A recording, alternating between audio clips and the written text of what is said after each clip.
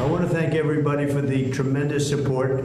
I'm going to Walter Reed Hospital. I think I'm doing very well, but we're going to make sure that things work out. The First Lady is doing very well.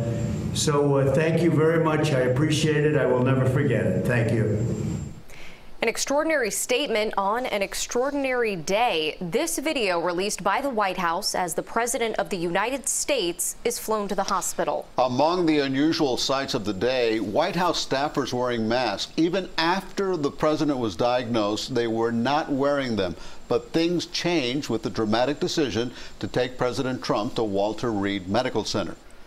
Good evening. It's a rare thing to say, but the President of the United States is in the hospital tonight, and he's expected to be there for several days. It's potentially the most serious health crisis for a sitting president since Ronald Reagan was shot. The White House spent most of the day downplaying the situation, saying the president's symptoms were mild. They have not explained why he is in the hospital other than to say it's a precaution. The president's doctors have not spoken to reporters. Our team coverage begins at Walter Reed Hospital in Maryland with CBS 4's Christina Ruffini.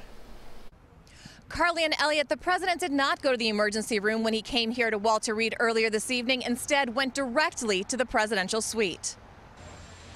President Trump was flown from the White House to Walter Reed National Military Medical Center on Friday to be treated for the coronavirus. The White House says the president will spend the next few days there out of an abundance of caution. Before he left the White House, the 74-year-old president tweeted a brief video statement. I want to thank everybody for the tremendous support.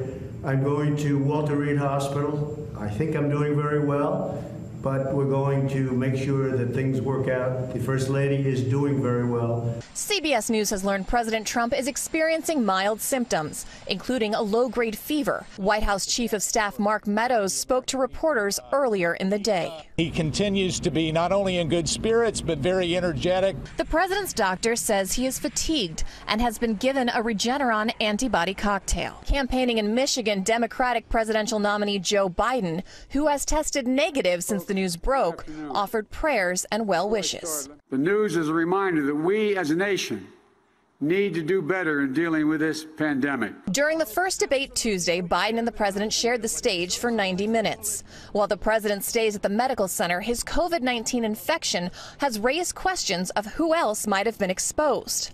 After presidential aide Hope Hicks tested positive on Wednesday, White House officials deemed it safe for President Trump to attend a fundraiser in New Jersey on Thursday. The White House says the president has not transferred powers to Vice President Mike Pence, and he is still in charge this evening. Christina Ruffini, CBS 4 News.